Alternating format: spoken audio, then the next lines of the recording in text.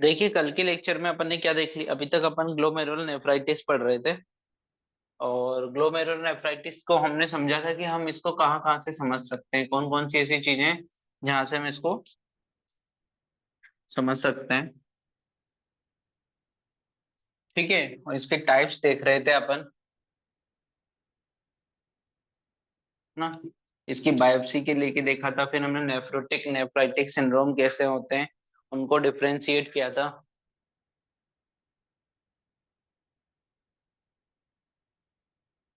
ना।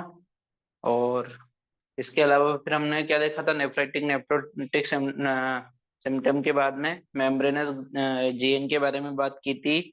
और good pasture syndrome के बारे में बात हो गई थी। अभी तक अपना यहाँ तक हो चुका था। आज जो अपन स्टार्ट करेंगे वो है post streptococcal glomerular nephritis. Post streptococcal glomerular nephritis, या फिर इसको यह भी बोला जाता है post infection infectious glomerular nephritis. पहले पोस्ट स्ट्रेप्टोकोकल बोला जाता था, तो स्ट्रेप्टोकोकस जो बैक्टीरिया वो नाराज हो गया, फिर इसका नाम चेंज करके क्या रखना पड़ा, PIGN, है ना। स्ट्रेप्टोकोकस की जगह अभी जो इसका नया नाम आया है वो है PIGN। इसका नया नाम भी लिख लेना, पोस्ट इन्फेक्शियस ग्लोमेरुलर नेफ्राइटिस। वो कह रहा अकेला मेरा नाम ही क्यों है ना। अब इसका नाम चेंज हो गया है, PIGN हो गया ना, PSGN से। तो इसके बारे में लिखेगा इटियोलॉजी। स्ट्रेप्टोकोकस कहाँ काम करता है आपका, मतलब कहाँ इन्फेक्ट करता है स्पेशली, दो जगह पर, एक स्किन पर और दूसरा थ्रोट पर। ठीक है, एक स्किन पर मोस्टली एक्ट करता है, तो अपन ने स्किन पे ज्यादा लिया, दूसरा थ्रोट पर। ठीक है, इसकी वजह से क्या होता है, इसकी स्ट्रेप्टोकोकल्स की क्या बनती है, इनकी एंटीजन। और ये एंटीजन क्या करते हैं, ये ब्लड में सर्कुलेट होते हैं। तो सर्कुलेटिंग एंटीजन। ठीक है, आपने एक चीज का नाम सुना होगा, लेग लेग पीरियड। बैक्टीरिया जब बैक्टीरिया की नंबर्स की ग्रोथ नहीं होती तब, जब उसकी काय की ग्रोथ होती है, देयर डेवलपमेंट की। ठीक है, बैक्टीरिया का जब डेवलपमेंट होता है उस टाइम से लेके जब तक वो सिम्टम प्रोड्यूस करता है, तब तक के टाइम को हम क्या बोलते हैं, लेग पीरियड। क्लियर। इस केस में क्या होगा, आपको थ्रोट इन्फेक्शन हुआ या आपको स्किन की कोई इन्फेक्शन हुआ, उससे लेके कोका कोला यूरिन, हम जीएन ग्लोमेरुलर नेफ्राइटिस की बात कर रहे हैं, कोका कोला यूरिन। ठीक है, मीन्स एक तरह का हिमेचूरिया, है ना। कोका कोला मतलब कोला यूरिन की बात चल रही है ना। कोला यूरिन आने तक के पीरियड को इसका लेग पीरियड किया जाता है, जो कितने टाइम का होता है, 1 to 3 वीक्स। तो याद रखना, इसको भी याद रखना, लेग पीरियड क्या होता है ये तो याद रखना ही है। साथ साथ में कोला यूरिन से स्किन से इसमें आने में कितना टाइम लगता है, 1 to 3 weeks in case of PSGN। ये जस्ट डिफ्रेंशिएट होता है किसके साथ में, आपका IgA नेफ्रोपैथी के साथ में, IgA नेफ्रोपैथी। इसको मैं बताऊंगा। इसमें सेकंड डे पे ही सिम्टम आ जाता है, सेकंड डे पे ही कोला यूरिन आ जाती है, हिमेचूरिया हो जाता है। ठीक है, अभी जब हम IgA नेफ्रोपैथी पढ़ेंगे तब वहां पे अपन इन दोनों के बारे में बात करेंगे। यहाँ पे क्या होता है, लेग पीरियड एब्सेंट होता है, लेग पीरियड एब्सेंट होगा। क्लियर।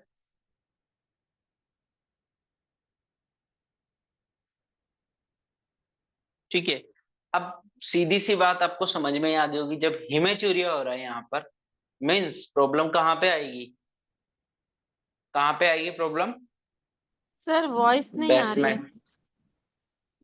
सभी को वॉइस नहीं आ रही क्या, hello, two peoples are waiting for you. आ रही है आ रही है। वॉइस नहीं आ रही मुझे।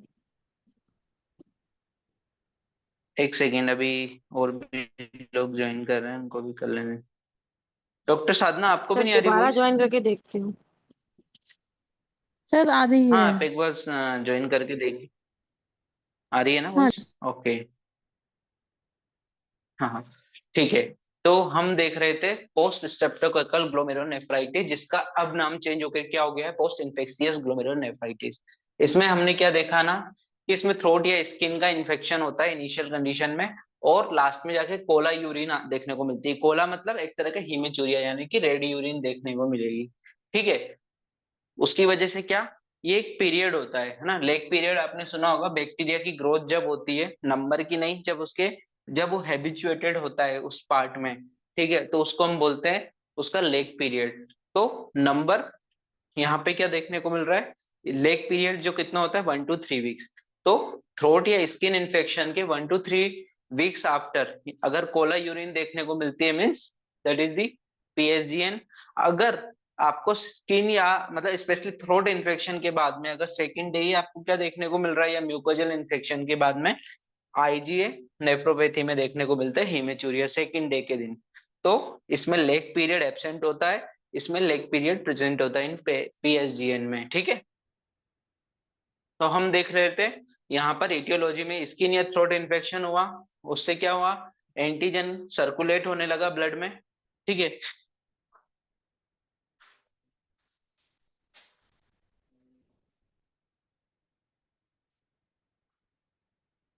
आई थिंक किसका कॉल आ रहा है?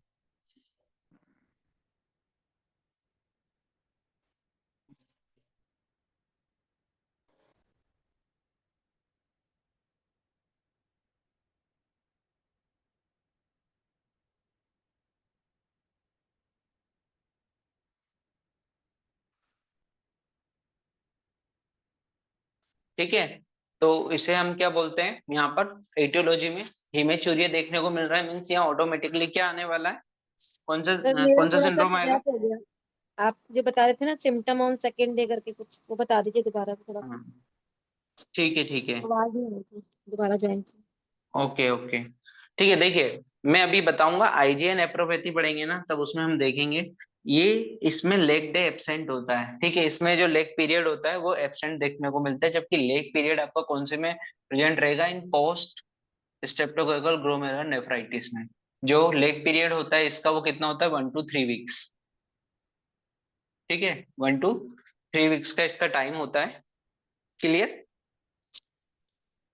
अब हम ईटियोलॉजी देख रहे थे कि आपको इन्फेक्शन हुआ, चाहे स्किन का इन्फेक्शन हुआ चाहे थ्रोट का इन्फेक्शन हुआ, वहां से आपको क्या हुआ, एंटीजन बने आपके उसमें ब्लड में, तो वो सर्कुलेटिंग इन ब्लड हो रहा है, तो सर्कुलेटिंग इन एजी। अब यहाँ पर हेमेचूरिया हो रहा है, मीन्स यहाँ पे जो कौन सा सिंड्रोम आने वाला है, नेफ्राइटिक सिंड्रोम। ठीक है, नेफ्राइटिक सिंड्रोम हमें देखने को मिलेगा, मीन्स इन केस ऑफ पीएसजीएन क्या होगा, आगे जाके जो बेसमेंट मेम्ब्रेन है इसमें क्या होने वाला है, डिस्ट्रॉय होने वाली ग्लोमेरुलर बेसमेंट मेम्ब्रेन। तो अब हम इसी चीज को समझेंगे कि कैसे ग्लोमेरुलर बेसमेंट मेम्ब्रेन डैमेज होती है इन केस ऑफ पीएसजीएन। क्लियर?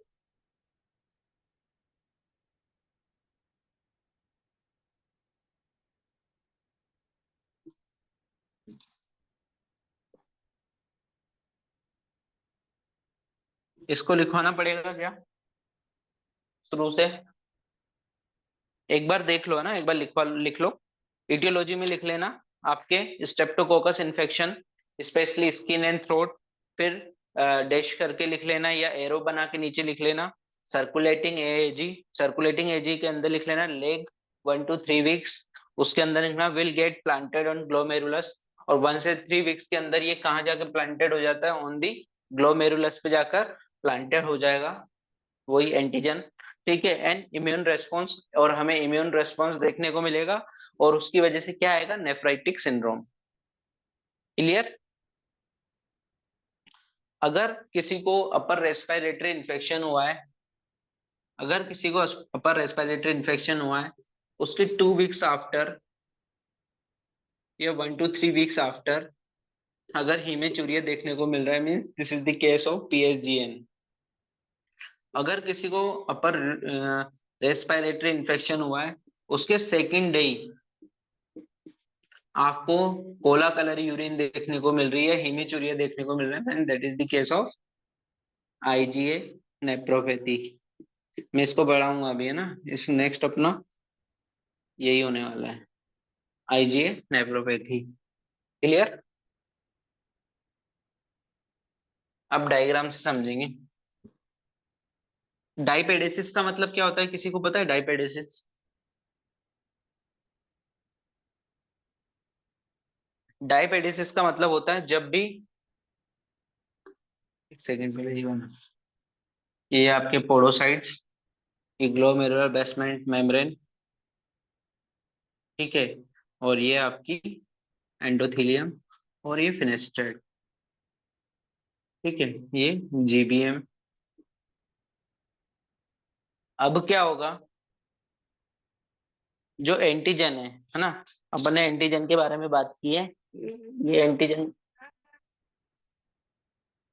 ठीक है, इसके अगेंस्ट जो आपकी एंटीबॉडीज बनती है वो टू टाइप से बनती है। तो आप ऐसे करके एरो बना के लिखना। एक तो कैसे बनेगी, एक आपकी आईजीए बनेगी, ठीक है, आईजीए इसमें बनेगी, एक सेकेंड सॉरी, इसमें आपकी आईजीजी बनेगी, ठीक है, कंपेयर टू आईजीएम। कई बुक्स में आपको आईजीएम देखने को मिलता है, बट ये रॉन्ग है। क्यों?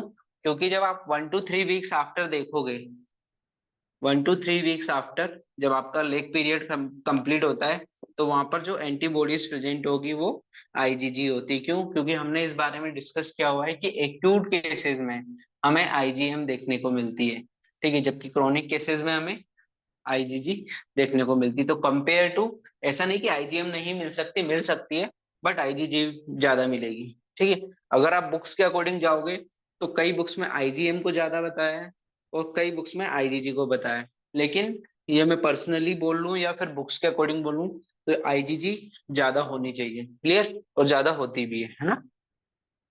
दूसरा होता है, अब यहाँ से यहाँ पर डब्ल्यूबीसी भी एक्ट करती है, ठीक है, डब्ल्यूबीसी भी अपना रोल कंप्लीट करेगी। तो क्या होगा, क्लासिकल कॉम्प्लीमेंट एक्टिवेट होगा, क्लासिकल कॉम्प्लीमेंट, ठीक है, क्लासिकल कॉम्प्लीमेंट एक्टिवेट होगा।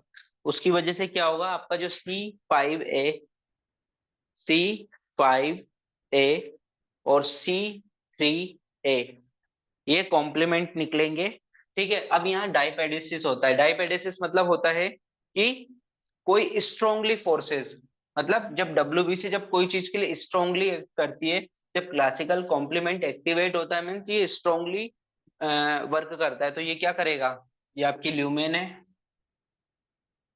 ये ल्यूमेन। अब इसने देखा कि कोई ना कोई यहाँ पे आके क्या हुआ, एंटीजन सेटल डाउन होता है, ठीक है। कहाँ पर सेटल डाउन होता है अभी मैं बताता हूँ। ये ग्लोमेरुलर मेम्ब्रेन पर आ जाता है, ठीक है, आपका एंटीजन आ गया, ठीक है। अब इस एंटीजन के अगेंस्ट आपका जो डब्ल्यूबीसी कॉम्प्लीमेंट्स है वो सिस्टम एक्टिवेट हुआ, तो ये डब्ल्यूबीसी कॉम्प्लीमेंट सिस्टम क्या करेगा, स्ट्रांगली डाइपेडेसिस थ्रू यहाँ पर जाकर एक्ट करेगा, और जीबीएम को क्या कर देगा, एंटीजन को तो डैमेज करने की कोशिश करेगा, उसके साथ साथ में यही क्या करेगा, जीबीएम को भी डिस्ट्रॉय कर देगा। और जैसे ही जीबीएम डिस्ट्रॉय होगी मीन्स आपका क्या देखने को मिलता है, nephritic syndrome. Nephritic syndrome means there is haematuria. अब हमें हेमेचूरिया देखने को मिलेगा। क्लियर? तो इसी को नीचे लिखना, क्लासिकल कॉम्प्लीमेंट के अंदर ही लिखना, C5A C3A powerful chemo attractant. ये क्या है, एक पावरफुल कीमो अट्रैक्टेंट, ठीक है, ये पावरफुल कीमो अट्रैक्टेंट है। और ये क्या करेंगे, डाइपेडेसिस के थ्रू, ठीक है। अब नेक्स्ट इसी के नीचे लिखना, मतलब ये जस्ट एरो बनाया, मतलब इसके नीचे लिखना है क्या होगा, डाइपेडेसिस होगा, और डाइपेडेसिस की वजह से क्या होगा, GBM glomerular basement membrane destroy हो जाएगी, डिस्ट्रॉयड, ठीक है। मीन्स आपको यहाँ पर कोला कलर यूरिन देखने को मिलेगी या इनडायरेक्टली आपको नेफ्राइटिक सिंड्रोम देखने को मिलेगा। क्लियर, इसमें कोई प्रॉब्लम अभी तक दोनों में? तो पीएसजीएन में आपको क्या देखने को मिल रहा है? नेफ्राइटिक सिंड्रोम और हेमेचूरिया। और कहाँ पे एक्ट होता है पीएसजीएन में? ऑन दी जीबीएम पर, ठीक है। अब इसी को और समझेंगे। अब इसके आगे आगे का आप लोग बताओगे मुझे कि लाइट माइक्रोस्कोप में हमें क्या मिलेगा और इलेक्ट्रॉनिक माइक्रोस्कोप में हमें क्या देखने को मिलेगा, ये आप लोग बताएंगे। सर ये पीएसजीएन के अंदर ही हमें नेफ्रोपैथी देखने को मिल रही है। नेफ्राइटिक सिंड्रोम में क्या? हाँ, नेफ्राइटिक सिंड्रोम पीएसजीएन में देखने को मिल रही है। हाँ, पोस्ट पोस्ट स्ट्रेप्टोकोकल ग्लोमेरुलोनेफ्राइटिस नाम ही है ना इसका, पीएसजीएन। मतलब किसी को स्ट्रेप्टोकोकल इन्फेक्शन हुआ। स्ट्रेप्टोकोकल मेनली इन्फेक्शन कहाँ पे होता है? या तो स्किन में होता है या फिर आपके थ्रोट में, है ना। अब थ्रोट में क्या हुआ, कई बार थ्रोट नॉर्मली सही हो जाता है ना, अपने इन्फेक्शन होता है कई बार सही हो जाते हैं, जैसे रूमेटॉइड आरएसडी का नाम सुना होगा आपने। हाँ, हाँ हर किसी को तो बीटा हेमोलाइटिक स्ट्रेप्टोकोकल इन्फेक्शन होता होगा, सबको होता होगा, काफी लोगों को होता होगा, बट वो कई लोगों में सही हो जाता है। मीन लेकिन सर, मान लीजिए किसी पर, हाँ सर वो पहले 1 to 3 वीक वाला और सेकंड डे वाला बताया था ना। हाँ, सेकंड डे वो इसका लेग कोलेरिया। पीरियड है ये इसका लेग पीरियड तो है स्ट्रेप्टोकोकल का। दोनों चीज देखने को मिलेगी। हाँ, ये तभी तो हिमेचुरिया बनेगा। मान ले थ्रोट इन्फेक्शन हुआ, थ्रोट इन्फेक्शन के 3 सप्ताह बाद, 3 वीक्स बाद अगर किसी को हिमेचुरिया हुआ, हिमेचुरिया मतलब उसमें क्या हो गया, अब वहां नेफ्राइटिक सिंड्रोम हो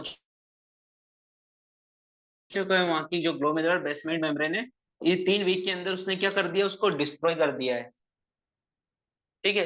तभी तो नेफ्राइटिस, तभी तो यहाँ पर हिमेचुरिया आएगा।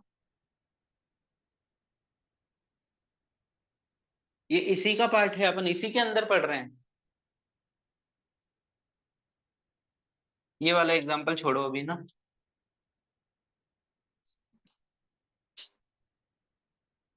क्लियर? मतलब अगर नहीं समझ में आए तो दोबारा पूछ सकते हो, मैं दोबारा बताऊंगा, दूसरे तरीके से बता दूंगा। पर क्वेश्चन एग्जैक्ट क्या है ये बता दो। सर वो सेकंड डे कोला और ये दोनों वाला पूछ रहा था। देखो, Cola colour urine means, Cola Cola colour क्या होता है, कोला का कलर क्या है, एक तरह का, डार्क ब्राउन। अगर को हाँ डार्क ब्राउन, तो वो एक तरह का हेमेचूरिया का एकदम रेड यूरिन थोड़ी ना होती है। हेमेचूरिया मतलब कोला कलर यूरिन ही होगी पेशेंट को, ठीक है। रेड रेड यूरिन नहीं होगी। अगर रेड यूरिन हो रही है, 2 4 आ रहे हैं, तो वो और कोजेस की वजह से होता है, जैसे कि आपका जैसे मान लीजिए किसी को रेनल स्टोन है, तो वहां पर ड्रॉप्स आएंगी, तो वहां आपको रेड कलर देखने को मिल सकता है, ठीक है। यहाँ तो क्या होगा, टॉयलेट ही आपकी कोला निकलेगी, पूरी कोला कलर की, एकदम पूरा, क्योंकि पूरी जीबीएमई क्या हो चुकी है, डैमेज। क्लियर? तो नेफ्राइटिक सिंड्रोम का फीचर है ये। तो in case of PSGN, post streptococcal glomerulonephritis, आपको क्या देखने को मिलता है, नेफ्राइटिक सिंड्रोम। लेटर अपना गोल यही तो है, किसमें नेफ्रोटिक मिल रहा है, किसमें नेफ्राइटिक मिल रहा है, और किस टाइप के हमें सिम्टम मिल रहे हैं, यही तो हम देख रहे हैं, जी सर। है ना। और कुछ इसके अलावा?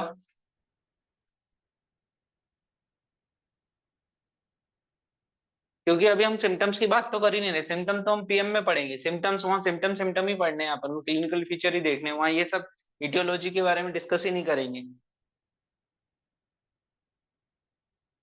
क्लियर?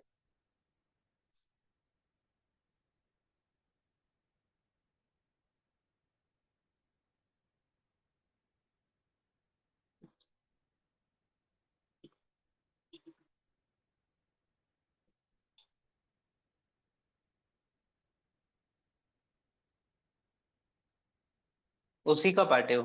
हाँ, अब क्या होगा, अब हमें यहाँ पे जो कैपिलरीज हमें कैसी देखने को मिलेगी, यहाँ भी थिक कैपिलरी लूप देखने को मिलेगा। मीन्स जो कैपिलरी है अपनी, वो थिक देखने को मिलेगी, यानी कि यहाँ पे भी डिपोजिशन होता है, ठीक है। तो इसमें लेकिन इस बार क्या नया चीज ऐड होगी, तो increase WBC inside the capillaries. अब यहाँ पर जो अपने कॉम्प्लीमेंट के थ्रू क्या आ चुकी है, WBC यहाँ पर आ चुकी है। तो increase WBC inside the capillaries.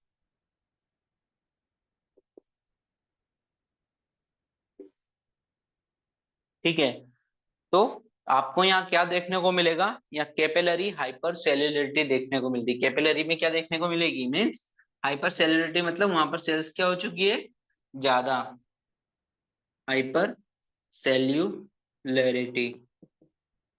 ठीक है, हाइपर सेल्युलरिटी जब भी कहीं कोई भी, अगर मैं जब भी बोलता हूँ, अगर पैथोलॉजिकली पॉइंट ऑफ व्यू से बोल रहा हूँ, कहीं भी बोलूंगा आगे, तो आपको समझना है कि वहां पे क्या हुआ है, क्लासिकल कॉम्प्लीमेंट सिस्टम एक्टिवेट हुआ है। क्लासिकल कॉम्प्लीमेंट सिस्टम एक्टिवेट हुआ है आपका, ये चीज आप याद रखना। जहां भी हम बोलेंगे ना आगे से हाइपर सेल्युलरिटी, मीन्स याद रखना वहां पे क्लासिकल कॉम्प्लीमेंट सिस्टम एक्टिवेट हो रहा है, मीन्स C5A C3 जो भी कॉम्प्लीमेंट्स होते हैं वो एक्टिवेट हुए हैं। ये मैं अलग से पढ़ाऊंगा आपको जब इम्यूनिटी बढ़ाएंगे। ठीक है, अभी मैं इसको लिखवा दूंगा। नेक्स्ट बताइए, DIF जो लाइट माइक्रोस्कोप है, उसमें हमें क्या देखने को मिलेगा, DIF डायरेक्ट इम्यूनोफ्लोरेसेंस में, इसमें भी क्या होगा, एंटीजन एंटीबॉडीज फॉर्मेशन हो रहा है, मीन्स यहाँ पे भी ग्रीन कलर पॉजिटिव आएगा, पॉजिटिव देखने को मिलेगा, ग्रीन कलर देखने को मिलेगा। ठीक है, लेकिन यहाँ पर जो रहेगा अपन को लाइनर नहीं मिलेगा, यहाँ हमें ग्रेन्युलर टाइप का देखने को मिलेगा। ऐसा क्यों, ग्रेन्युलर क्यों, क्योंकि यहाँ हमने प्लांटेड किया है, प्लांट हुआ है आके। ऐसे जीबीएम पे कैसा होना चाहिए था, लाइन वाइज होना चाहिए था कि एकदम सब लाइन में था, जैसे अपन ने कल गुड पोस्चर सिंड्रोम में पढ़ा था। बस यहाँ नहीं होगा, यहाँ पे ऐसा क्यों नहीं होगा, क्योंकि जो एंटीजन आया है वो खुद से प्लांटेड हुआ है। प्रेशर सिंड्रोम ठीक के तो है, बता रहे हैं आप? क्या, ये जो DIF है। नहीं, ये PSGN पढ़ रहे हैं ना अपन, ये PSGN है, ये पोस्ट वो एंटी GBM था। उसके दो हेडिंग्स बनाए थे अपन ने, एक मेम्ब्रेनस पढ़ा था और एक वो वाला पढ़ा था, ये अपना दूसरा वाला है। ठीक है, ये अपन ने नई हेडिंग स्टार्ट की ना, पोस्ट स्ट्रेप्टोकोकल ग्लोमेरुलोनेफ्राइटिस। आपने इसके टाइप्स ऑफ नेफ्राइटिस पढ़े होंगे ना, कि आपने टोटल मुझे बताया ग्लोमेरुलोनेफ्राइटिस। DIF, देखिए आपको मैं, ग्रीन कलर बता रहे हाँ, थे ना, तो उसका बताने लगे जी। नहीं नहीं, हाँ, तो तो इनमें गुड जिनमें क्वेश्चन। जिसमें भी इम्यून रेस्पॉन्स होगा ना, हाँ उन हाँ ये, है ना, उसमें ग्रीन सब कलर में का, आपको हाँ क्या हाँ देखने को मिलेगा, ग्रीन कलर पॉजिटिव आएगा। ये चीज अपन ने फर्स्ट लेक्चर में ही देख हाँ ली थी जी ना, हाँ जी। तो यहाँ भी ग्रीन कलर पॉजिटिव आएगा। ठीक है, लेकिन यहाँ पे जो ग्रीन ग्रीन कलर पॉजिटिव आएगा आपका, वो कैसा होगा, वो ग्रेनुलर टाइप का होगा। ग्रेनुलर मतलब इसमें अलग अलग जगह ऐसे देखने को मिलेगा। जीबीएम पे ये, जबकि जीबीएम पे हमने गुड पॉस्चर सिंड्रोम में क्या पढ़ा था, एक लीनियर पैटर्न फॉर्म होता है, याद है आपको, कल ही पढ़ा था अभी, है ना। लेकिन यहाँ पर लीनियर लीनियर पैटर्न नहीं होता होगा है यहाँ, इसमें। हाँ, यहाँ दूर दूर होगा। ऐसा क्यों, क्योंकि वो प्लांटेड हुआ है, अलग अलग जगह से एंटीजन आए हैं। क्लियर, इसलिए यहाँ पे हमें इन DIF क्या देखने को मिलता है, ग्रेनुलर पैटर्न देखने को मिलता है। साथ में हमें IgG देखने को मिलेंगे, IgM देखने को मिलेगा, जैसा कि मैंने उधर बताया भी था आपको, IgG IgM, और C3 कॉम्प्लीमेंट देखने को मिलता है ना। C3 कॉम्प्लीमेंट हमें लाइट माइक्रोस्कोप में मिलेंगे, याद रखना। ठीक है, और इसके अलावा क्या होगा, सीरम, सीरम में अब जब C3 कॉम्प्लीमेंट यहाँ आकर डिपॉजिट, यहाँ इनसे आकर लड़ने में मदद कर रहा है आपका, तो जब सीरम की रिपोर्ट कराएंगे, आप ब्लड कराओगे, तो सीरम के अंदर C3 रिड्यूस आएंगे। Clear, in case of blood investigation of serum, serum से होगा, तो उसमें क्या आएगा, C3 रिड्यूस आएंगे। क्यों, क्योंकि C3 कहाँ पे आके यूज होगा, यहाँ पे आके। Next, electronic microscope, electronic microscope में हमें क्या देखने को मिलेगा, मैंने आपको कल 3 स्पेस बताए थे। ठीक है, 3 स्पेस देखे थे हमने।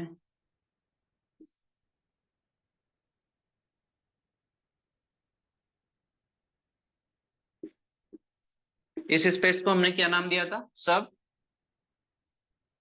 Endothelial space. ठीक है, स्पेस स्पेस था उसे इंट्रा मेम्ब्रेनस स्पेस, और ये बोला था हमने सब इपिथेलियल स्पेस।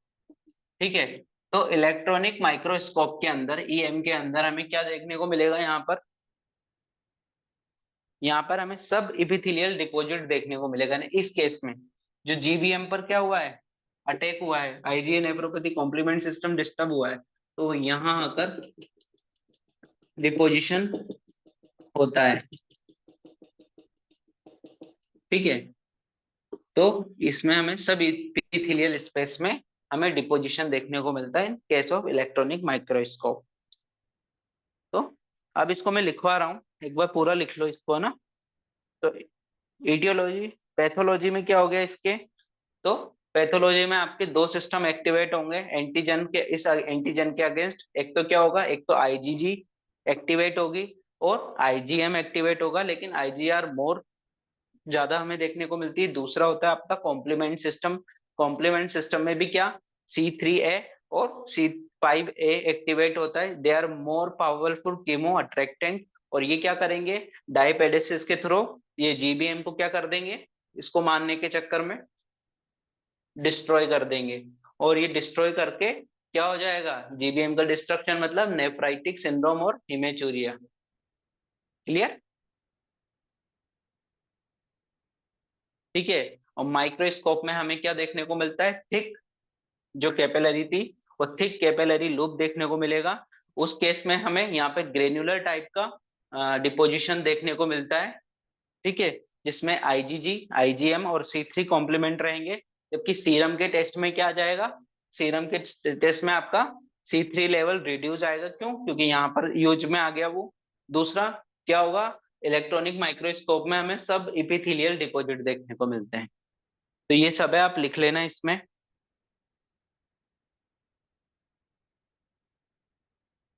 ठीक है, देखिए अभी तक हमने क्या क्या पढ़ लिया है, मैं एक बार बता देता हूँ आपको। सबसे पहले नेफ्राइटिक एंड नेफ्रोटिक सिंड्रोम हमने पढ़ लिया था। ठीक है, दूसरा हमने क्या पढ़ लिया? आपका ये मेम्ब्रेनस ग्लोमेरुलर नेफ्राइटिस, मेम्ब्रेनस। ठीक है, ग्लोमेरुलर नेफ्राइटिस। फिर हमने गुड पास्चर सिंड्रोम पढ़ा था। ठीक है, मतलब इन दोनों को एक साथ टेबल फॉर्म में पढ़ा था। उसके बाद अभी हमने क्या पढ़ लिया? Post streptococcal glomerular nephritis. अब मैं फिफ्थ नंबर पे जो पढ़ाने जा रहा हूँ वो है minimal changes disease. Minimal changes disease. ठीक है, आप लिख ही लो मैं क्या क्या पढ़ाऊंगा, है ना। Minimal changes disease. 6 नंबर पर हम बात करेंगे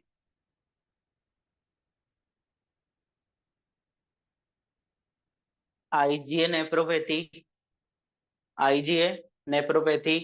7 नंबर पर हम देखेंगे मेम्ब्रेनो proliferative.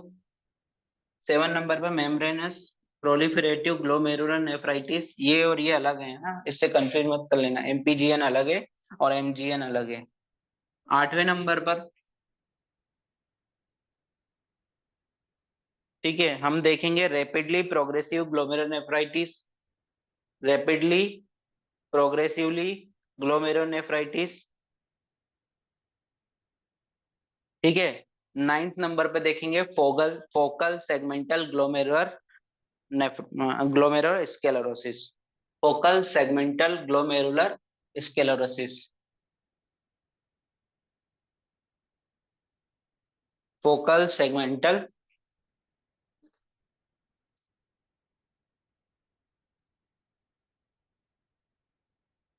Focal segmental glomerular sclerosis.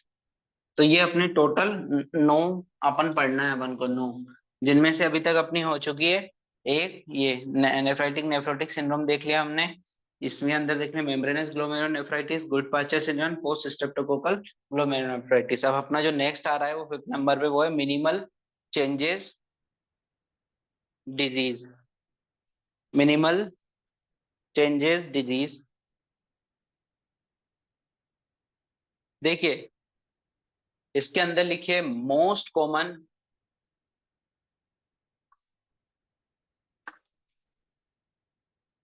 Nephrotic, RO, most common nephrotic syndrome in children. सबसे ज्यादा देखने को मिलती किसमें? चिल्ड्रंस में हमें देखने को मिलेगी।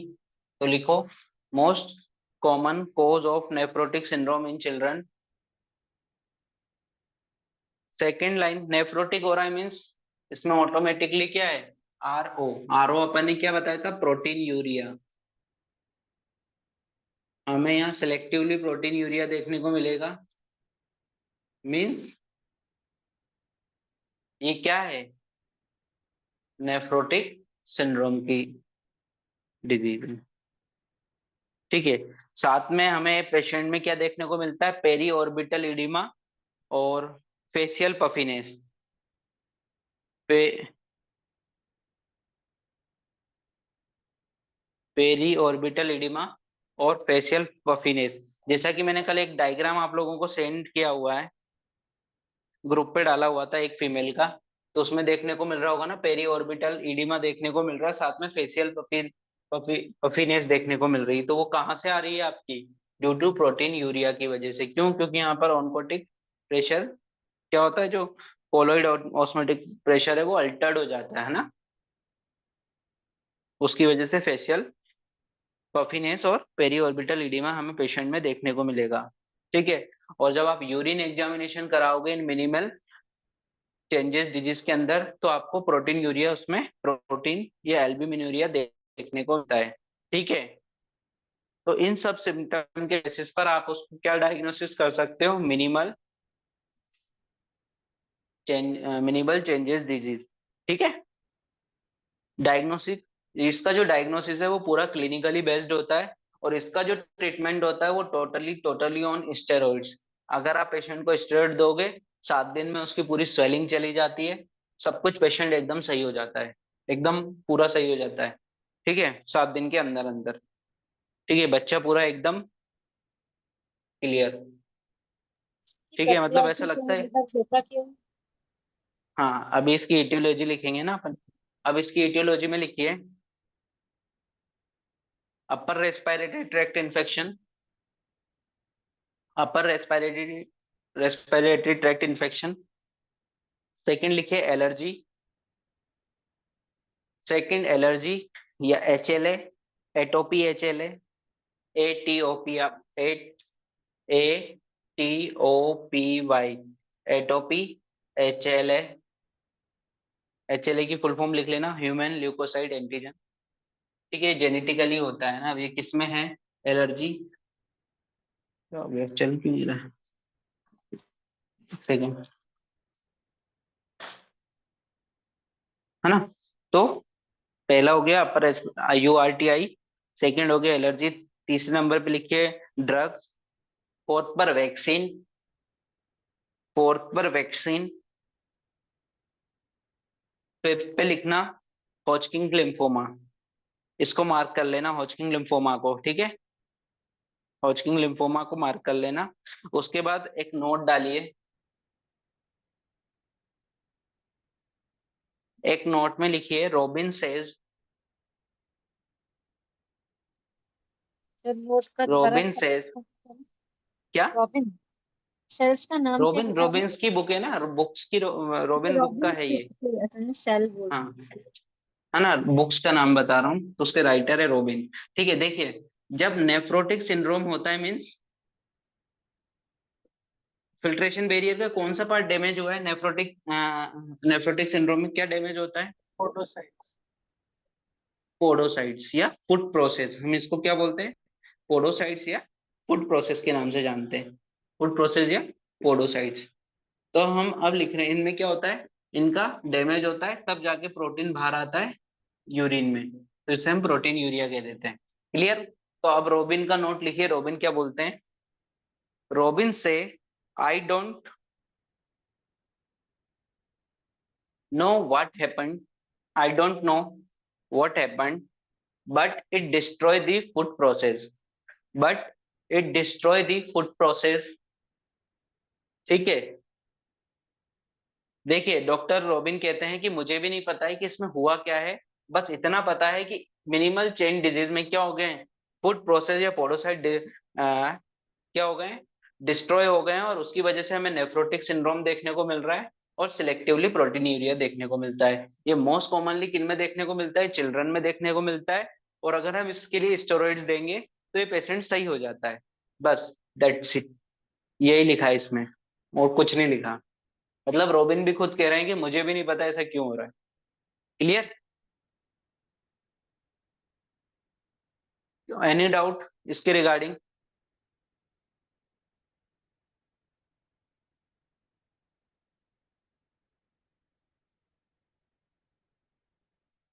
अब इसके अंदर हमें क्या देखने को मिलेगा, ऑन एग्जामिनेशन, ऑन एग्जामिनेशन या हम माइक्रोस्कोपिकल एग्जामिनेशन करेंगे तो यहाँ जो ग्लोमेरुलाई है वो नॉर्मल आएगा।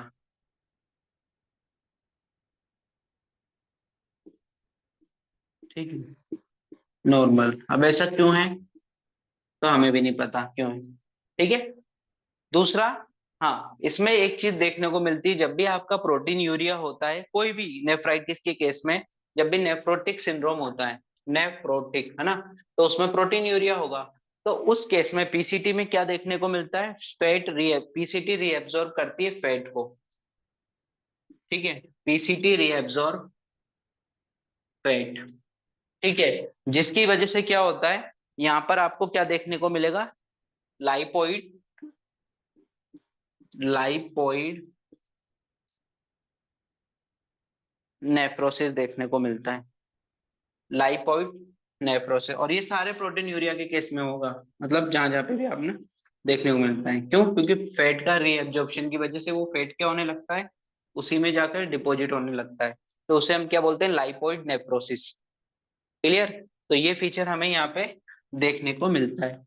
नेक्स्ट, इलेक्ट्रॉनिक माइक्रोस्कोप में, इलेक्ट्रॉनिक माइक्रोस्कोप में ओनली फूड प्रोसेस है वो डैमेज देखने को मिलते हैं, फूड प्रोसेस है वो डैमेज देखने को मिलेंगे।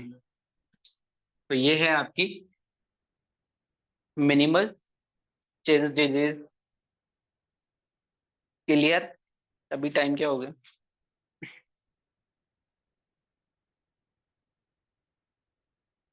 ठीक है, एक और पढ़ लेते हैं, ये थोड़ी है ना, एक और अभी डिस्कस कर लेंगे अपन। नेक्स्ट हेडिंग लिखिए, आईजीए नेप्रोपैथी, आईजीए नेप्रोपैथी। जैसा कि नाम से ही पता चल रहा है, इसमें जो एंटीबॉडीज यूज होने वाली है वो कौन सी एंटीबॉडीज यूज होने वाली है, आईजीए एंटीबॉडीज।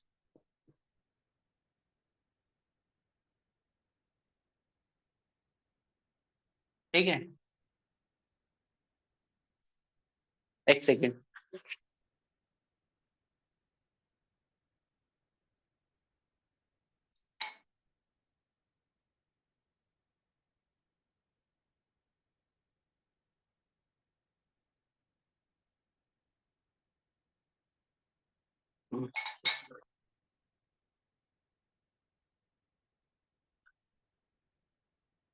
आईजीएन एप्रोपैथी, अच्छा, डॉक्टर केंट की डेथ कैसे हुई थी, doctor Kent,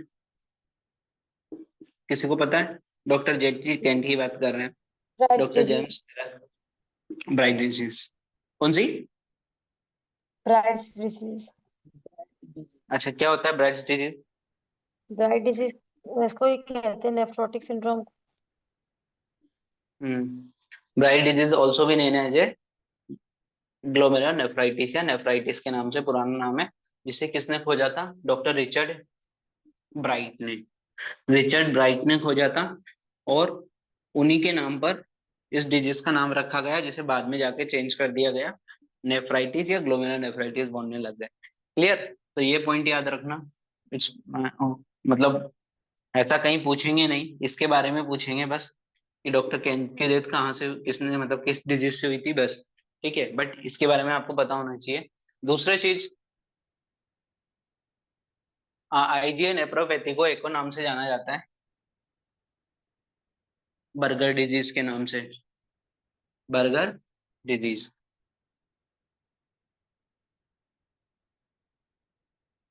also known as a Berger disease. अच्छा, एक और डिजीज होती है ना, कुछ सुना सुना लग रहा है ये कहीं पे, बर्गर डिजीज। सब बर्जर डिजीज। एक ये नाम सुना है, BURGER, burger disease, Berger disease, जो आप प्रोनाउंस करना चाहो। एक ये होता है बर्जर डिजीज, BUERGER, ठीक है, आ रही है बर्जर डिजीज, ये क्या होती है? सप्लाई नहीं होती इसमें, मीन्स हाँ हाँ, में। ये बर्जर डिजीज है ना, दोनों में कंफ्यूज मत होना। सब बर्जर डिजीज क्या है? ब्लड वेसल्स के इन्फ्लामेशन, नॉन हाँ, एथेरोस्क्लेरोटिक। थ्रोम्बो एंजाइटिस ऑब्लिटरेंसिस इसको बोलते हैं, थ्रोम्बो एंजाइटिस ऑब्लिटरेंस, बर्जर डिजीज वो ये वाला है ना। इसके साथ कंफ्यूज मत कर लेना। तो IgA का दूसरा नाम होता है बर्जर डिजीज या बर्गर डिजीज, ठीक है। इसके अंदर लिखना, देखिए क्या होता है, मान लीजिए आपकी जो IgA, जो आपकी एंटीबॉडीज होती है, ये कहाँ पर प्रेजेंट होती है? ये नॉर्मली म्यूकस मेम्ब्रेन पर, है ना। जो भी अपने शरीर की जितनी भी म्यूकस मेम्ब्रेन है, वहां पर अपनी IgA देखने को मिलती है, या सलाइवा में, ठीक है, या फिर आपके टीयर्स में, आंसू जो होते हैं उनमें, ब्रीस्ट मिल्क में, जो क्या करते हैं, जो प्रोटेक्ट, जो हमें प्रोटेक्ट करती है फ्रॉम दी एंटीजन से, है ना, ये पैथोजन से हमें प्रोटेक्ट करने का काम करती है। अब मान लीजिए ये एक म्यूकस मेम्ब्रेन है, इसमें इस जगह पे, इतनी सी जगह पे क्या हुआ है, इन्फेक्शन हुआ है, इतनी जगह पे। तो जो IgA एंटीबॉडीज बननी चाहिए, वो क्या बननी चाहिए, मुझे इतने से हिस्से के लिए बननी चाहिए, ठीक है, नॉर्मली, ठीक है, इतने से हिस्से पे बननी चाहिए, और इस पे बनकर इसको डिस्ट्रॉय कर कर वापस सही हो जानी चाहिए, ठीक है। बट अगर ऐसा ना होकर जो IgA है, एंटीबॉडीज है, वो पूरी म्यूकस मेम्ब्रेन के लिए बन जाए, मतलब पूरा ही पार्ट कवर कर ले फिर, ठीक है, तो ये एक्सेसिव अमाउंट में IgA देखने को मिलेगा। अगर ये एक्सेसिव अमाउंट में IgA देखने को मिलता है, तो क्या होगा, जो IgA बन रहा है, कई बार ये क्या होता है, इनका IgA जब एक साथ बनेगा, बहुत ज्यादा एक्सेस अमाउंट में बनता है, तो इसमें स्ट्रक्चरल डैमेज होने लगते हैं ना। जैसे अपन ने उसमें पढ़ा था ना, क्या बोलते हैं, ब्लड कैंसर के केसेस में, ठीक है, ल्यूकेमिया के केसेस में क्या हो रहा था, WBC बन तो रही थी, लेकिन बहुत ज्यादा अमाउंट में बनने की वजह से जो स्ट्रक्चरल फॉर्म होना चाहिए, जो मेच्योर WBC फॉर्म होनी चाहिए थी, वो नहीं हो रही थी। सेम यहाँ पे भी क्या होगा, कुछ ना कुछ स्ट्रक्चरल डैमेज देखने को मिलता है। तो नॉर्मली क्या होता है, जो IgA एक्सेस में बनती है, तो इसका जो मेटाबॉलिज्म बोल लो, या इसको क्या बोल लो, इसका जो डाइजेशन होता है, वो कहाँ से होता है, वो लीवर के थ्रू होता है। अगर नॉर्मली लीवर क्या कर लेगा, इनका डाइजेस्ट कर लेगा, बट क्या होगा, जब ये स्ट्रक्चरल जो है, इनका डैमेज स्ट्रक्चरल देखने को मिलता है, तब लीवर क्या करता है, इनको डाइजेशन करने से मना कर देता है। जब इनको मतलब क्या होगा, अगर हम लीवर के थ्रू इसका डाइजेशन नहीं हो पाएगा प्रॉपरली, तो क्या होने वाला है, ये और ज्यादा एक्सेस अमाउंट में बनती रहेगी, ठीक है। ब्लड में आपको क्या देखने को मिलेगा, बहुत सारे अमाउंट में देखने को मिलेगी। अब क्या होगा, ये बहुत ही खतरनाक होता है, अगर ये IgA एक्सेस अमाउंट में ब्लड में रहे, तो ये क्या कर सकती है, आगे जाके नेप्रोपैथी कर सकती है। तो सेम चीज हमें यहाँ पर देखने को मिलेगी, क्या, ठीक है। पहला हम प्राइमरी कोज देख रहे हैं कि IgA एक्सिस अमाउंट में फॉर्म हुई, है ना, इसी चीज को जो भी बताया था उसी को समझा रहा हूँ, ठीक है। और एक्सिस अमाउंट में फॉर्म होने की वजह से स्ट्रक्चरली क्या हो गई, डैमेज हो गई। अब लीवर ने इसको क्या कर दिया, डाइजेशन करने से मना कर दिया।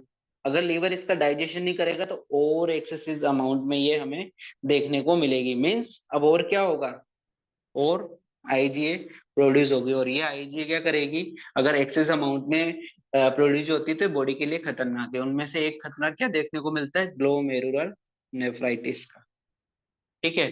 तो इस केस में कौन सी नेफ्राइटिस होगी, IgA नेफ्राइटिस, ठीक है।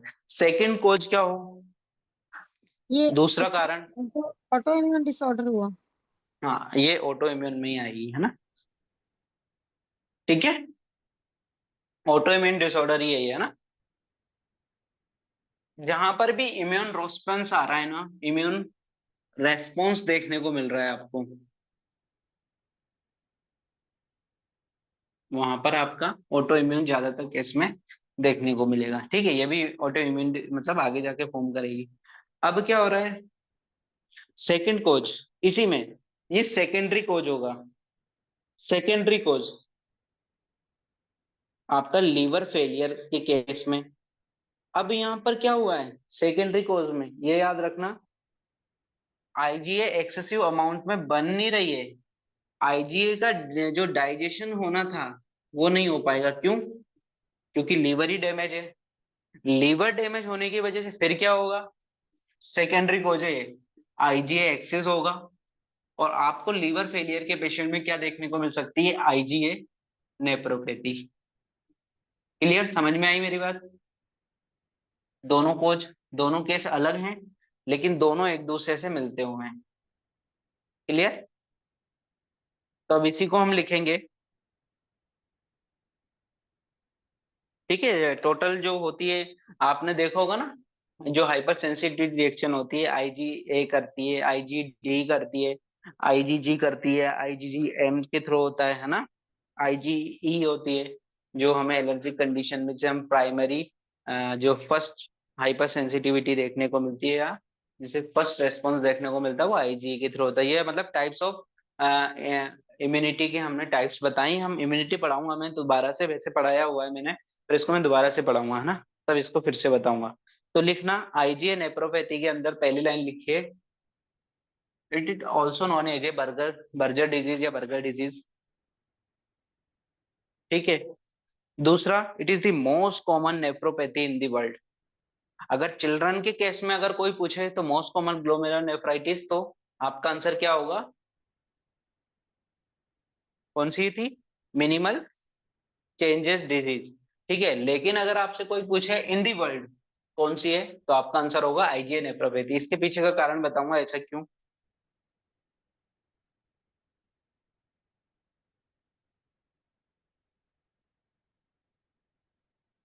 तो प्राइमरी क्या हुआ है, आईजीए बनी।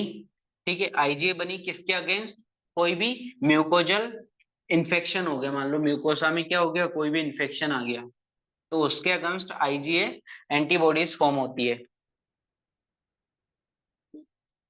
IgA immuno mucosal immuno response, mucosal ऐसे ही है ना, म्यूकोजल इम्यूनो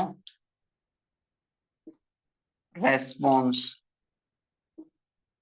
ठीक है, अब इसमें क्या होगा ना आपका अल्टरेशन। अब इसमें क्या हुआ, एक्सेस अमाउंट में बनने लगेगी। ठीक है, तो अल्टरेशन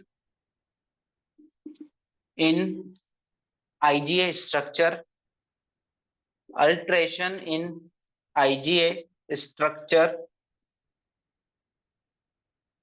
जिसकी वजह से resist resist resist digestion by liver, digestion by liver. और हमें क्या देखने को मिलेगा, excess of IgA, excess of IgA. Clear? और इसका जो डिपोजिशन होगा वो मैसेंजियल सेल में होगा, मैसेंजियल सेल्स। तो डिपोजिट इन मैसेंजियम, डिपोजिट इन मैसेंजियम। ठीक है, मैसेंजियम आप पढ़ लोगे, मैंने फिजियोलॉजी में इसमें बताया हुआ है, इसके लेक्चर्स में टाइप्स ऑफ सेल्स बताई थी इसकी, ग्लोमेरुलर के आसपास की, तो उसमें मैसेंजर सेल होती है ना। तो ट्रिगर फैक्टर क्या होंगे, ट्रिगर कोज लिख लो इसकी इटियोलॉजी में, ट्रिगर कोज। ठीक है, उसमें लिखना, any mucosal infection, any mucosal infection, जैसे कि कहाँ का, चाहे वो जीआईटी का हो, चाहे अपर रेस्पिरेटरी ट्रैक्ट का हो, चाहे वो यूटीआई हो, चाहे कुछ भी हो, जहां पर म्यूकोजल इन्वॉल्व है और म्यूकोजल इन्वॉल्व की होने की वजह से आईजीए एक्टिवेट हो गई और ये एक्सेस अमाउंट में बनने लगी, तो ठीक है, तो ये चीज याद रखना। मतलब अब क्या होगा इसके बाद, इंक्रीज आईजीए, है ना। अब इंक्रीज आईजीए हो रहा है, मीन्स किडनी में क्या हो रहा है, ये आईजीए डिपोजिशन हो रही है स्पेसिफिक किसमें, मेसेंजियम में। ठीक है, मेसेंजियम में एक्टिवेट, ये डिपोजिशन हो रहा है। अब यहाँ पे भी क्या होगा, यहाँ पर भी आपका alternative complement, alternate complement activate, जो आपका अल्टरनेट कॉम्प्लीमेंट सिस्टम है इम्यूनिटी का, वो एक्टिवेट होगा। ठीक है, जिसमें C5a, C5a और C3a, ये दोनों एक्टिवेट होंगे। और ये क्या करेंगे, ये भी क्या करेंगे, हाइपर सेलुलरिटी प्रोड्यूस करेंगे। क्लियर। हाइपर सेलुलरिटी का मैंने अभी जस्ट मीनिंग आपको बताया हुआ है। हाइपर सेलुलरिटी का मतलब वहां पे क्या हो गया है, उसमें WBC वगैरह सब लोग आ गए हैं, है ना, वहां पे जाकर इकट्ठा हो गए हैं। ठीक है, इसमें भी डायपेडेसिस होगा, है ना। ठीक है,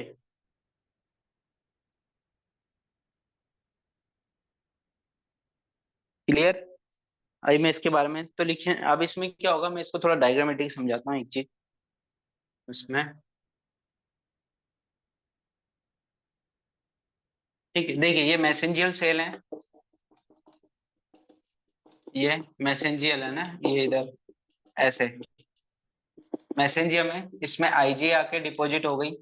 ठीक है, अब यहाँ पे क्या होगा, यहाँ WBC भी आ जाएगी, है ना, डाइपेडेसिस के थ्रू यहाँ पर आपकी WBC आकर इकट्ठा हो जाएगी। तो WBC इस तरह से यहाँ पर, ये WBC है। ठीक है, इस WBC में से क्या होगा,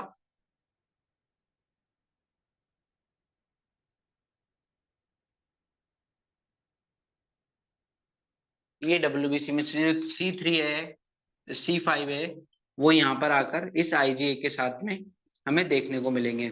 कैसे, देख लीजिए, इससे पहले का एक डायग्राम मैं ऐसे बना दे रहा हूँ। ये मेसेंजियम है, मेसेंजियम के आसपास क्या आ गए हैं, इनमें ये जो डॉट से बना रहा हूँ ना, बड़े बड़े डॉट, ये आपका IgA है, IgA। ठीक है, IgA, ये मेसेंजियम इसमें डिपॉजिट हो गई। अब इस डिपोजिशन की वजह से यहाँ पर क्या आने लगेंगे, डाइपेडेसिस के थ्रू WBC। तो आप जो ये डायग्राम देख रहे हो ना, इसमें इस तरह से WBC आ चुके हैं। और यहाँ पर क्या हो गया, आपका कॉम्प्लीमेंट सिस्टम एक्टिवेट हो गया, C3 है, C5 है। ठीक है ना। और आपको ये एरिया कैसा देखने को मिलेगा, हाइपर सेल्यूलरिटी।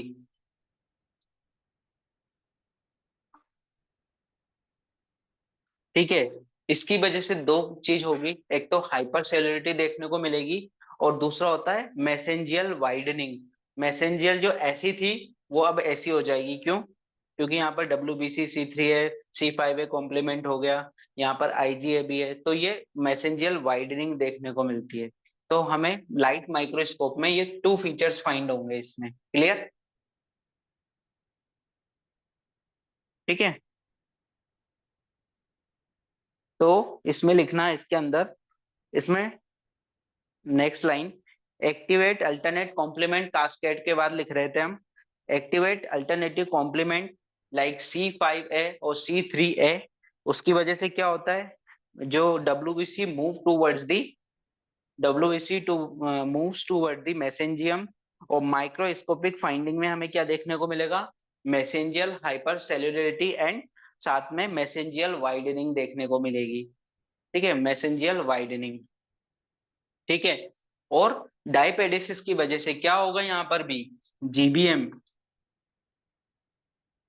डैमेज हो जाएगी, GBM डैमेज देखने को मिलेगी, और उसकी वजह से हिमेचूरिया देखने को मिलेगा। मींस ये भी क्या होगा, nephritic syndrome, nephritic syndrome. Clear. Next DIF, है ना, डायरेक्ट जो अपना इम्यूनोफ्लोरोसेंट है उसमें हमें आईजीए देखने को मिलेंगी, है ना। और उसके साथ साथ में आईजीए मेसेंजियम के साथ में हमें उसमें कॉम्प्लीमेंट देखने को मिलेगी, हाइपर सेल्युलरिटी देखने को मिलेंगी, और डब्ल्यूबीसी, और क्या देखने को मिलेंगे, C3 और C5 है कॉम्प्लीमेंट्स देखने को मिलेंगे। तो ये डीआईसी में हमें मिलेगा। Next, in case of electronic microscope, तो इलेक्ट्रॉनिक माइक्रोस्कोप में मैसेंजियल डिपॉजिट देखने को मिलेंगे, मतलब मैसेंजियल डिपोजिशन देखने को मिलेगी। ये सारी चीजें उसमें हमें देखने को मिलती है, तो इसे हम मैसेंजियल डिपॉजिट बोलते हैं। ठीक है।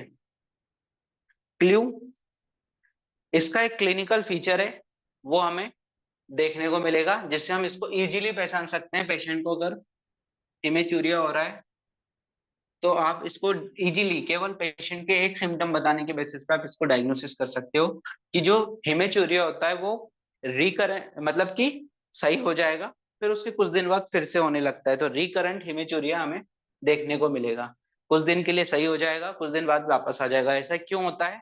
और इसी की वजह से ये most commonly in the world होती है। क्यों? क्योंकि जैसे ही वो इन्फेक्शन हुआ था, ठीक है, तो आईजीए एक्सेसिव अमाउंट में देखने को मिली थी।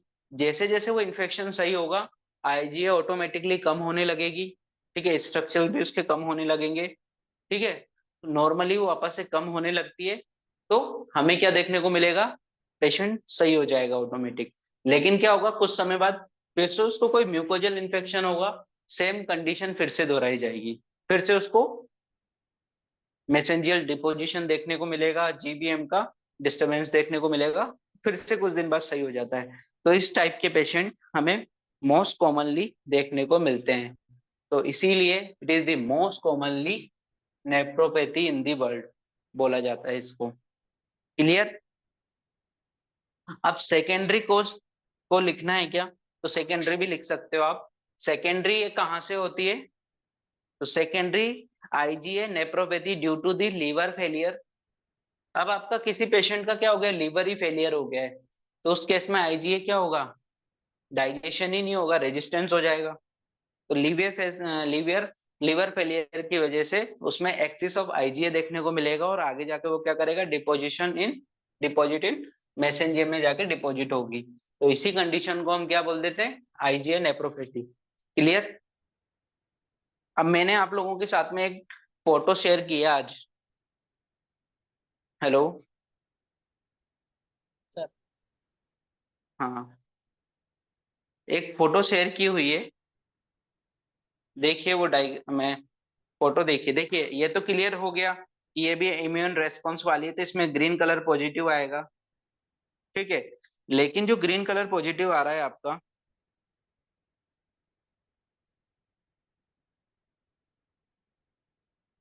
ठीक है, आपको दिख रहा है इसमें किस टाइप का देखने को मिल रहा है, ये आपको कैसा है? ये एक सीधी लाइन में देखने को मिल रहा है, एक सीधी लाइन में है।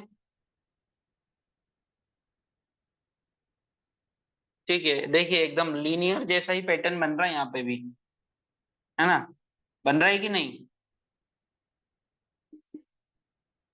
कई जगह पे आप देखोगे एकदम सीधा पैटर्न बन रहा है, बट याद रखना यहाँ जीबीएम डैमेज बाद में हुई है, और जीबीएम डैमेज तो हुई है, पर जीबीएम पर कोई भी एंटीजन एंटीबॉडी रेस्पॉन्स नहीं आएगा। क्यों? ये जो ब्लैक वाला पोर्शन आपको दिख रहा है ना, एक्चुअल में ये आपकी कैपिलरीज हैं, तो ये फिल्ट्रेशन बैरियर का पूरी वो है। जो ग्रीन देखने को मिल रही है आपको इसमें, वो मैसेंजियम है, मैसेंजियम। तो जबकि जो ब्लैक कलर दिख रहा है वो आपका कैपिलरीज है, और कैपिलरीज के आसपास का फिल्ट्रेशन बैरियर का स्ट्रक्चर है। मींस यहाँ पर मैसेंजियम पर एक्चुअल में ग्रीन कलर देखने को मिल रहा है। ठीक है, ये दोनों में डिफरेंस है, तो ये अपने काम का नहीं है, ये पैथोलॉजिस्ट के काम का होता है। ठीक है, और अपने यहाँ पर इस टाइप के क्वेश्चन पूछे भी नहीं जाते, पर मैं आपको एज ए अपन ने इतना ब्लैक पढ़ा है, कलर क्या तो दिख फिर रहा है ये अभी, ब्लैक कलर क्या दिख रहा है, ब्लैक कलर क्या है इसमें?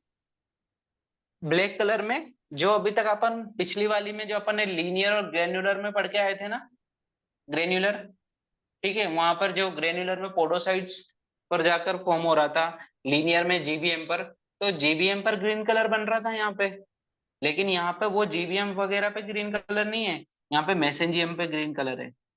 तो ये दोनों इमेज डिफरेंट है। आपको इस इमेज में ऐसा दिख रहा होगा कि लीनियर पैटर्न बन रहा है, बट ये लीनियर पैटर्न जीबीएम की वजह से नहीं है, ये जीबीएम ये मेसेंजियम का पैटर्न है। कहने का बस अंतर इतना है, ठीक है, मेसेंजियम पर है। क्लियर? ब्लैक कलर पूछे थे सर, ये ब्लैक कलर कैपिलरीज का लिखा हुआ है। हाँ, ये ब्लैक कलर के, क्योंकि वहां पॉजिटिव, मैंने क्या चीज बताई है, अगर आपका ग्रीन कलर पॉजिटिव वहां आएगा जहां पर आपको इम्यून रेस्पॉन्स देखने को मिलेगा। तो इस बार कैपिलरीज पे ब्लैक कलर है, मीन्स यहाँ कैपिलरीज के लिए नेगेटिव होगा इम्यून रेस्पॉन्स, क्योंकि कैपिलरीज पे है ही नहीं ना। आईजीए नेफ्रोपैथी कहाँ पे जाके हो रही है, आईजीए जो एंटीजन एंटीबॉडीज है वो कहाँ पे जाके डिपोजिशन हो रही है, मेसेंजियम। मेसेंजियम एक अलग पार्ट है, पढ़ा होगा ना आपने फिजियोलॉजी की, इसकी यस सेल सर। देखी होगी ना केवल। हाँ, तो मेसेंजियम एक अलग पार्ट है, लेकिन मेसेंजियम होता तो इसके अंदर ही है ना, है ना?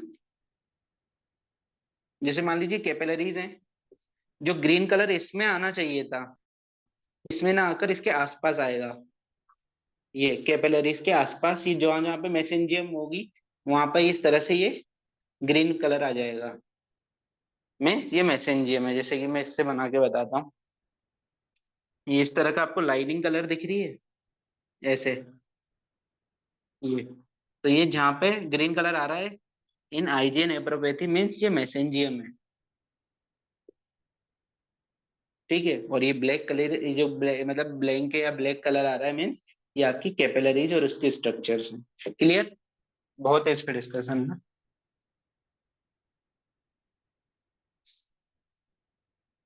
और कोई क्वेश्चन इसके अलावा किसी का, और कोई क्वेश्चन?